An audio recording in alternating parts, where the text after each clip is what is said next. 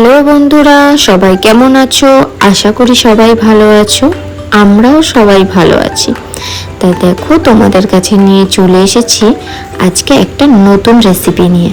আজ রবিবার, তাই চিকেন এনেছিল বাড়িতে। ভাবলাম তোমাদের সাথে একটু শেয়ার করি আমি চিকেন কিভাবে রান্না করি। দেখো বন্ধুরা, আমি আদা, রসুন আর কাঁচা লঙ্কাটাকে বেটে নেব।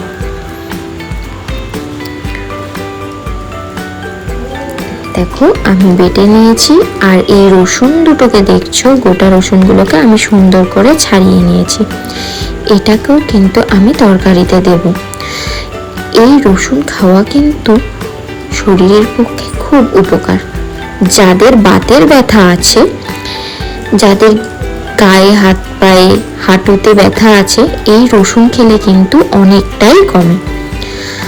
আর দেখো বন্ধুরা, তোমাদের সাথে কথা বলতে বলতে আমি কড়াইও বসিয়ে দিয়েছি আর তেলটাও গরম হয়ে এসেছে।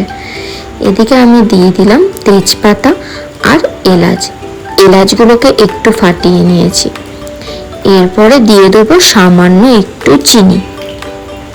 চিনিটা কিন্তু মিষ্টি হওয়ার জন্য নয়, চিনিটা হলো যাতে একটা সুন্দর কালার আসে তরকারিতে, এই জন্য চিনিটা দেওয়া হবে। আর চিনিটা দেওয়ার সঙ্গে সঙ্গেই দিয়ে দিতে হবে পেঁয়াজ কুচি, কারণ চিনিটা যদি পুড়ে যায় তাহলে কিন্তু খেতে একদমই ভালো হবে না, একটা তিতো তিতো ভাব লাগবে। তাই চিনিটা দেওয়ার সঙ্গে সঙ্গেই দিয়ে দিতে হবে পেঁয়াজ কুচি। আর পেঁয়াজ কুচিগুলোকে বেশ সুন্দর করে লাল লাল করে ভেজে নিতে হবে।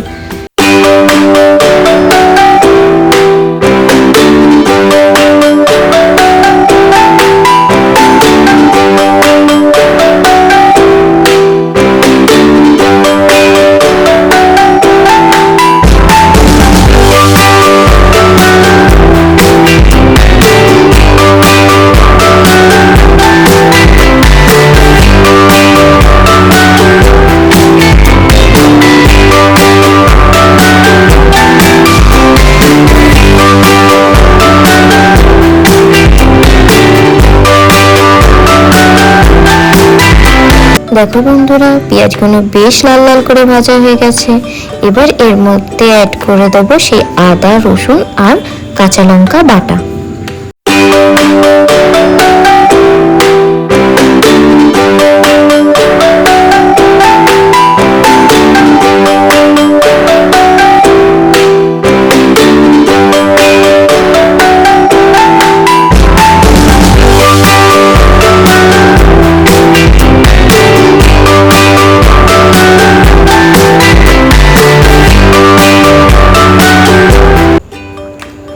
এবার দিয়ে দেবো সেই রসুনগুলোকে।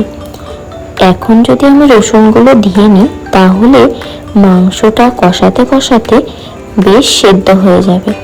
আর বন্ধুরা, মশলাটা কষানোর সময় যদি মশলাটা কড়াইয়ের গায়ে লেগে যায় তাহলে অবশ্যই করে একটু জল দিয়ে নেবে, কারণ মশলা যদি কড়াইয়ের গায়ে লেগে যায় তাহলে কিন্তু খেতে একদমই ভালো লাগবে না, পোড়া পোড়া গন্ধ আসবে।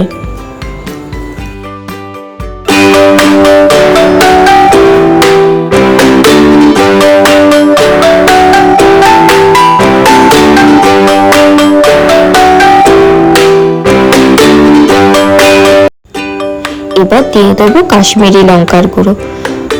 প্রথমেই দেখালাম বন্ধুরা, আমি যে কাঁচা লঙ্কার ঝাল দিয়েছি তাতে কিন্তু তরকারিটার কালার অতটাও ভালো আসতো না। তাই যাতে একটু দেখতে সুন্দর লাগে, কালারটাও যাতে সুন্দর হয়, তার জন্য দিয়ে দেবো কাশ্মীরি লঙ্কার গুঁড়ো। এবার দিয়ে দেবো চিকেনটাকে ভালোভাবে নাড়াচাড়া করার পর আমি একটা ঢাকনা দিয়ে ঢাকা দিয়ে দেবো। আর অবশ্যই করে গ্যাসটাকে কিন্তু লোতে রেখে দেবো।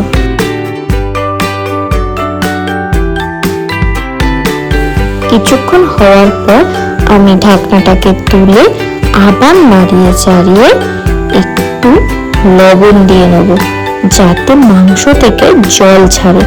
আমি মাংসটা রান্না করার সময় মাংস দেওয়ার পরে কিন্তু একটুও জল দেব না, মাংস থেকে যে জলটা বেরোবে সেই জলেই কিন্তু মাংসটা সেদ্ধ হবে।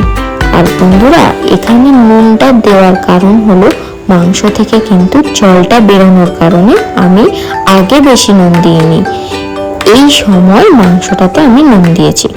তা দেখো বন্ধুরা, নুনটা দেওয়ার পর কতটা জল বেরিয়েছে। এইভাবেই বেশ কিছুক্ষণ ঢাকা দিয়ে আবার ঢাকা খুলে নাড়িয়ে চাড়িয়ে নিতে হবে।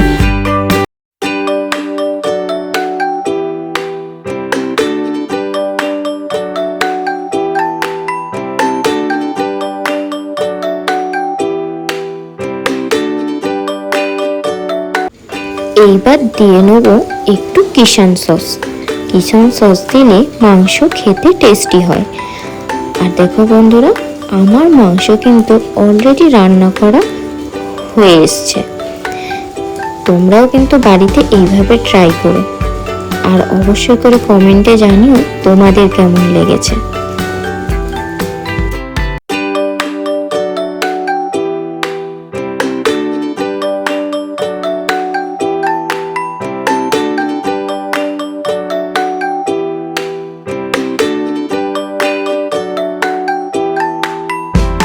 তো বন্ধুরা, সুস্থ থেকো, ভালো থেকো। আবার তোমাদের সাথে দেখা হবে নতুন কোনো ভিডিও বা নতুন কোনো ব্লগে। ততক্ষণ টাটা।